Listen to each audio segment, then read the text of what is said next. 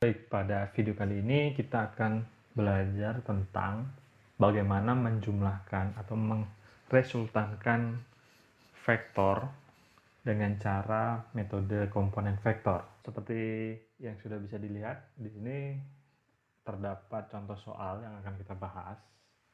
Di sini diminta untuk menghitung besar dan arah resultan dari ketiga vektor berikut. Jadi sudah diberikan gambar ketiga vektornya dengan nilai masing-masing sudah tertera. Kita diminta untuk menghitung besar dan arah dari resultan ketiga vektor berikut. Jika kita menjumlahkan atau meresultankan dengan metode komponen, maka langkah pertama yang harus kita lakukan adalah mengumpulkan semua pangkal vektor pada suatu titik yang sama, atau lebih mudah kalau di koordinat 0,0. Nah, kebetulan untuk soal ini semua pangkal dari ketiga vektor itu sudah berkumpul di satu titik. Jadi kita bisa skip langkah ini. Kemudian langkah yang kedua adalah menguraikan masing-masing vektor menjadi komponen sumbu X dan sumbu Y. Komponen sumbu X itu berada di sumbu X, sedangkan komponen sumbu Y itu berada di sumbu Y. Nah, bagaimana cara menguraikan vektor menjadi sebuah komponen? Caranya seperti ini. Oke, kebetulan juga untuk F1 ini sudah berada di sumbu X. Nah, apabila vektor sudah berada di sumbu X atau sumbu Y, maka kita tidak perlu uraikan lagi. Jadi untuk F1 yang berada di sumbu X, maka komponen di sumbu Y-nya adalah 0. Demikian juga sebaliknya, kalau vektor ada di sumbu Y, maka komponen di sumbu X-nya sama dengan 0. Nah, kita tinggal uraikan F2 dan F3. Caranya adalah kita tarik garis dari panah F2 memotong sumbu Y tegak lurus. Kemudian komponen F2Y adalah kita tarik garis dari titik 0,0 ke titik potong garis tadi ya. Jadi seperti ini. Untuk yang di sumbu X komponennya caranya sama, kita tarik garis dari panah F2 memotong tegak lurus sumbu X. Ini. Maka dari 0,0 itu adalah F2X-nya. Kemudian demikian juga untuk F3. Kita tarik garis tegak lurus memotong sumbu X, maka dari titik 0,0 ke titik potong yang tadi itu adalah F3X. Untuk F3 kita tarik garis memotong tegak lurus sumbu Y, kemudian kita tarik garis dari 0,0 ke titik potong tadi, itu F3Y.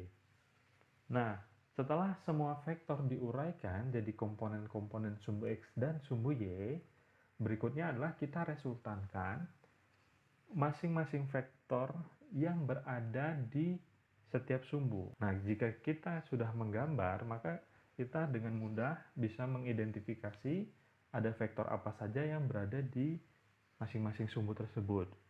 Misalkan kita untuk sumbu X, misalkan kita sebut saja resultannya adalah sigma fx. Nah, lihat di sumbu X itu ada vektor F1, ada vektor F2X, dan vektor F3X. Nah, perlu diperhatikan juga arahnya. F1 itu ke arah X positif, sedangkan F2X dan F3X itu ke arah negatif. Maka ini kita bisa tuliskan menjadi seperti ini. Nah, persoalannya adalah kita belum bisa hitung. Kita baru tahu nilai F2 yaitu 20 Newton, sedangkan panjang F2X dan F3X kita belum tahu. Jadi kita harus cari terlebih dahulu. Begitu juga untuk di sumbu Y. Misalkan kita sebut sebagai sigma Fy. Maka kita jumlahkan vektor-vektor yang berada di sumbu Y. Jika kita lihat di sini, di sumbu Y itu ada F2Y ke arah atas dan F3Y ke arah bawah. Maka kita bisa langsung tuliskan F2Y dikurangi F3Y. Ini bertanda negatif karena dia ke arah bawah atau ke arah Y negatif. Sama dengan yang ini, kenapa F3X dan F2X-nya negatif? Ini karena ke kiri atau ke X negatif. Ya, itu perlu diperhatikan. Nah, persoalannya adalah kita belum mengetahui nilai dari masing-masing komponen tersebut. F2Y kita belum tahu, F3X kita belum tahu, dan seterusnya. Maka kita harus cari dulu nilai dari masing-masing komponen tersebut. Nah, untuk mencarinya, itu kita gunakan perbandingan trigonometri. Misalkan kita ambil segitiga siku-sikunya antara F2, F2X, dan F2Y. Jadi segitiga ini saya pindah di sini. Nah, kita akan peroleh segitiga siku-siku. Kita gunakan perbandingan trigonometri seperti yang sudah saya jelaskan sebelumnya. Kita ambil patokan sudut 30 derajat, maka F2X ini adalah sisi di depan sudut 30 derajat, sedangkan F2 adalah sisi hipotenusa. Dan F2Y itu adalah sisi di samping 30 derajat. Kita boleh menggunakan sudut 60 derajat. Kalau kita gunakan sudut 60 derajat, maka F2Y menjadi sisi di depan sudut 60 derajat, sedangkan F2X itu akan menjadi sisi di samping 60 derajat. Namun secara hasil itu sama saja. Artinya Anda bebas mau menggunakan sudut yang mana. Nah, misalkan kita gunakan sudut 30 derajat. Kita ingin mencari F2X. F2X itu berada di depan 30 derajat. Sedangkan yang diketahui adalah sisi hipotenusa. Maka kita bisa gunakan hubungan antara sisi depan dan sisi hipotenusa, yaitu sin. Jadi sin 30 derajat itu adalah F2X per F2. Maka kita tinggal pindah ruaskan, kita dapat F2X adalah F2 sin 30 derajat. Nah, demikian juga untuk F2Y. F2Y itu adalah sisi di samping 30 derajat. Samping dan hipotenusa itu adalah cos. Jadi cos 30 derajat adalah F2Y per F2. Kita pindah ruas, kita dapat F2Y sama dengan F2 cos 30 derajat. Demikian juga untuk vektor F3. Kita ambil segitiga siku-siku yang ini, kita pindahkan di sini. Jika kita jadikan 60 derajat sebagai acuan, maka sisi F3Y ini adalah sisi di depan. Sedangkan F3X itu adalah sisi di samping. Jika kita ingin mencari F3Y, nah kita lihat bahwa F3Y ini adalah sisi di depan. Jadi sisi depan dan sisi hipotenusa itu adalah sin. Jadi sin 60 derajat adalah F3Y per F3. Kita pindah ruas, kita dapat F3Y adalah F3 sin 60 derajat. Begitu juga untuk sisi F3X. F3X adalah sisi di samping 60 derajat. Maka samping dan hipotenusa itu hubungannya adalah cos. Maka cos 60 derajat itu adalah F3X per F3. Maka kita akan peroleh F3X sama dengan F3 cos 60 derajat. Nah, ini yang akan kita substitusi untuk menjumlahkan atau meresultankan di masing-masing sumbu. Jadi kita substitusi nilai-nilainya. F2X adalah F2 sin 30 derajat dan F3X adalah F3 cos 60 derajat. Nah, kita sudah tahu nilai F2 dan F3, kita substitusi nilai-nilainya sehingga diperoleh hasil seperti ini. Kalau kita hitung, kita akan peroleh hasil seperti ini. Nah, hal yang sama kita juga bisa hitung resultan di sumbu Y.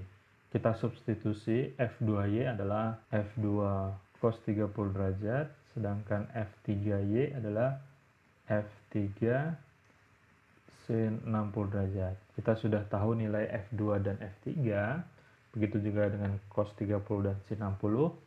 Kita substitusi nilainya akan menjadi seperti ini.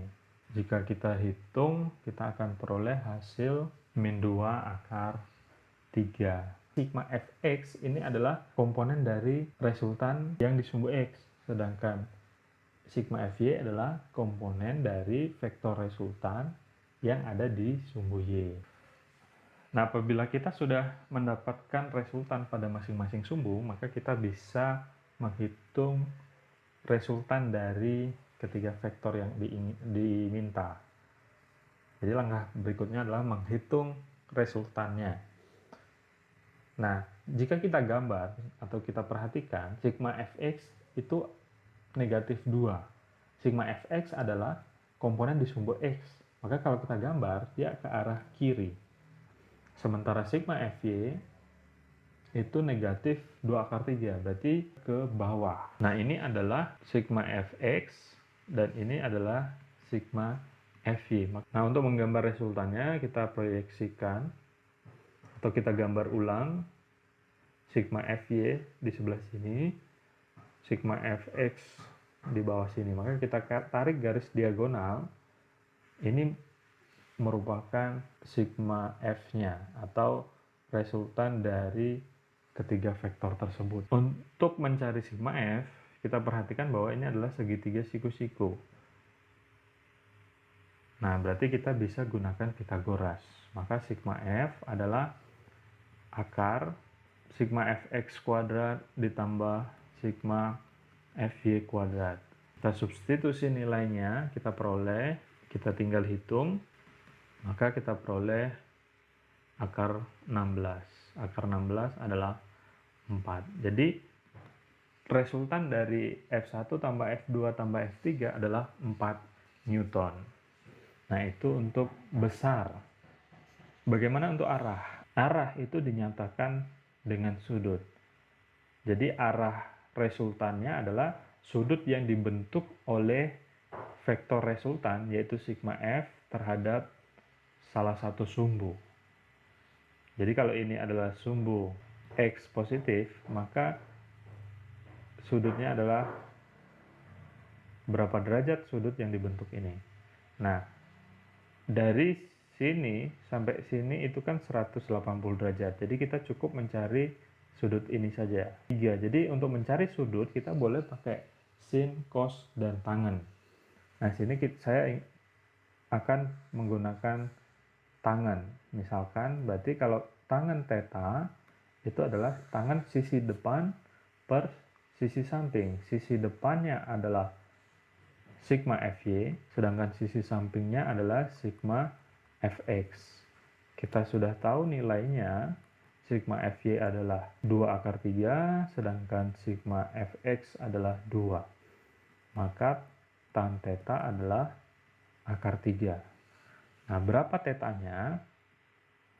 Jadi Anda harus tahu tangen berapa derajat yang nilainya adalah akar 3. Nah, itu adalah sudut 60 derajat. Kalau Anda ingin menggunakan sin, tentu saja bisa. Misalkan sin theta berarti sisi depan, yaitu sigma Fy, dibagi sisi hipotenusa, yaitu sigma F. Substitusi nilainya 2 akar 3 per sigma F adalah 4. Maka diperoleh 1/2 akar 3. Nah, sinus berapa derajat yang hasilnya adalah 1/2 akar 3. Ini kan berarti 60 derajat. Ya, karena sinus 60 derajat itu adalah setengah akar 3. Jadi Anda mau pakai sin, cos, dan tangen itu bisa. Nah, sehingga kita bisa simpulkan bahwa arah resultannya itu adalah 180 ditambah 60. Jadi ini 60. 180 ditambah 60. Maka arahnya terhadap sumbu X positif adalah 240 derajat. Demikian penjelasan dari saya. Terima kasih karena sudah menyimak. Semoga bisa dipahami dan tentunya akan bermanfaat.